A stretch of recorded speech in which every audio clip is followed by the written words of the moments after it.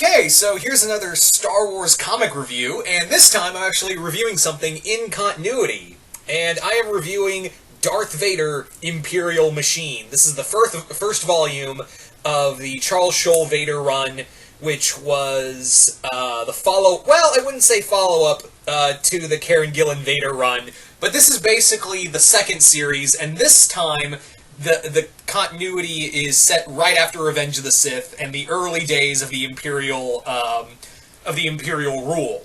Think of it that this is the Marvel Comics equivalent of Dark Times. Actually, that's a pretty apt description, because this comic is it's very much follows a lot of the themes as the Dark Times comics. You know, you've got ragtag Jedi, who some of them are following gray areas, a lot of Vader-centric stuff, and Imperial stuff along with it. So yeah, it's kind of like the Dark Horse comic Dark Times before, only this time it managed to end without being cancelled at an important story arc. I'm not bitter about that at all. Anyway, so this first volume is the first 6 issues of the comic, of the Vader comic by Charles Scholl. And, I feel like it should have just been 5 issues, because the 6th issue is more of a kickoff point for the second volume, Legacy's End. But I'll get to that in a moment. Now, to quote my friend Sid Part 2, this feels like a video game, like the script for a video game that never got made by EA. Because this whole comic feels like a video game. Like, it feels like the story of a video game. Of how it's set up, how the story goes. There's even one moment where after Vader is pummeled in a fight, Palpatine is talking to him, and he goes, "Oh, you want to update your armor? Do so at your own discretion, Lord Vader," and all that. It's a setup for when you want to level up and upgrade your armor. It is literally the same fucking thing. So yeah, I feel, EA, you got a video game story right here. As much as I am excited for Fallen Order, I would love to have a Vader game in this vein. Anyway. Now, the story is that this takes place right after Revenge of the Sith. Right after, Vader broke free from the restraints and went, "No!" But thankfully, they do a fun little retcon on that made me go, okay, I can deal with that retcon. And the crux of the first 5 issues is centered around Vader looking for a Jedi to steal his lightsaber's kyber crystal in order to make it bleed and become a Sith lightsaber. This is, of course, the story of how Vader constructed his lightsaber and got it and all that, so I feel like I just explained that, so why am I doing it again?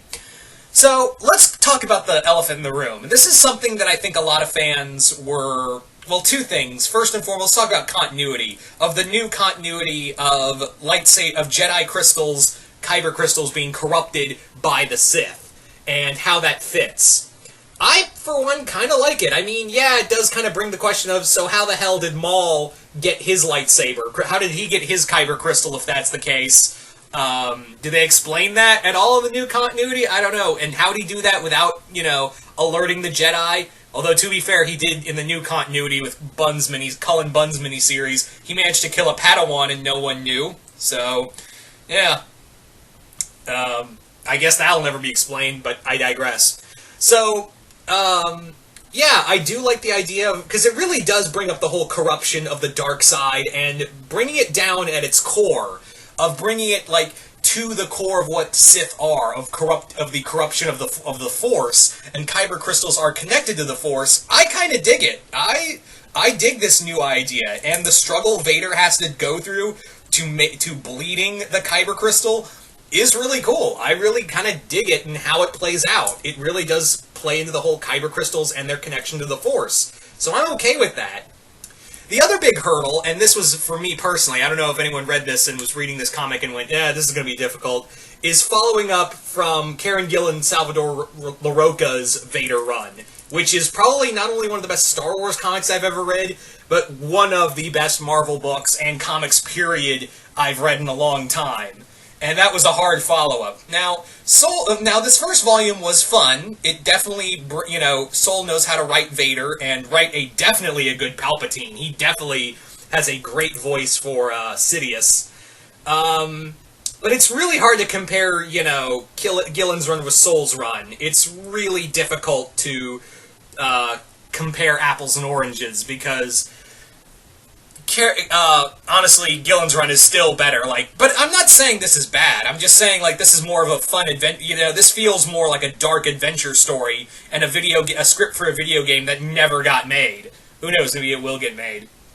But like I said, I do dig how we have this this story of Vader without a lightsaber. I really like how Vader has to depend on the Force, and this really showcases of how in-depth Vader is with the Force, despite being essentially handicapped. He's lost all of his limbs after, and this is right, and he's going on this mission right after Mustafar, right after Obi-Wan slashed him up, and he's still getting used to, wearing the suit, but he has to depend on the Force through it. Which is actually kind of funny, because in the general Grievous review, I talked about a little side story that Grievous intended to use Padawans and cybernetically enhance them, and talk about what kind of soldier that would be on the battlefront with someone with the Force and cybernetic upgrades.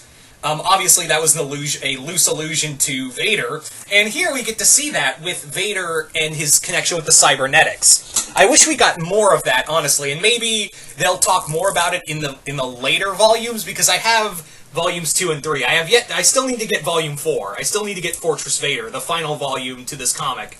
But I do like how this plays out, so maybe they'll touch more on the whole Vader's connection with his cybernetic body. The Jedi he has to fight in Fala is a really cool one. I like this just Jedi who is training his whole life to fight. And again, it does play into the whole feels like a video game, because Vader has to ascend to a mountain to get to a final boss fight. And he has to do all these missions and stuff. It feels very much like Charles Soule wrote this for a video game, and no one went, nah fam, EA was like, nah fam, we're gonna do Battlefront 2 and do microtransactions. Yeah. Anyway. So like I said, the first 5 issues feel like they should have just been in this trade, and issue 6 should have been moved to,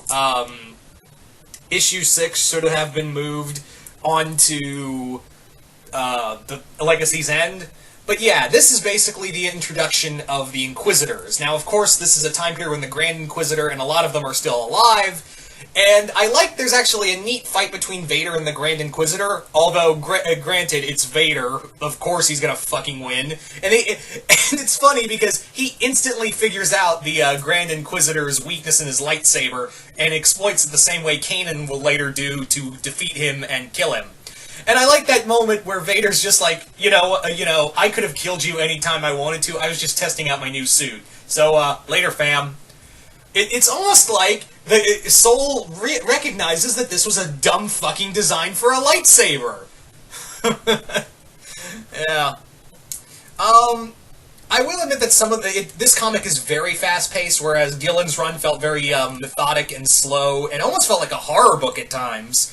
This one is in-your-face, straight action, and there is some violent moments. Like, Vader does some horrendous stuff in here.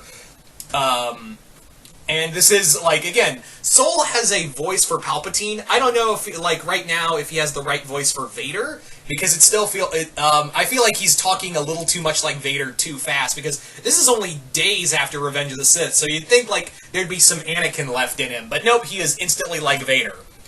But yeah. All in all, fair start. It definitely is Gillen's run I still enjoy, but this is alright. I mean, I got this and the other 2 volumes for $5 each. I'm not really complaining. And maybe that's why I'm being a little less, hard on it, because I was like, I got this, I got this and the other 2 volumes for the sum total of $5 each. I don't think I'm complaining. I should complain that much. So, yeah. All in all, it's not bad. I mean, if you read this right after Karen Gillen's run, you're gonna be a little disappointed. Thankfully, there was some, space in between on my end, so this gave me a little more breathing room. I forgot to talk about the artwork by Giuseppe Coteletti. I think I'm pronouncing that name right. Oh my god, that artwork is beautiful. This is poster-worthy artwork right here. There is some great poster-worthy artwork in this comic. and it definitely helps. Like, LaRocca's artwork is dark and methodic. This is more brighter, and I feel like it should, like, Coletti. I think Coletti's working on the main Star Wars book now. Maybe I'm wrong on that. And in fact, I'm pretty sure Red Leader Antilles is typing furiously at the keyboard right now as we speak, giving me an essay on this book, and now quoting that where Coletti is on artwork in Star Wars, Marvel Star Wars. No offense, Red. I just know that's you. I know you're watching this.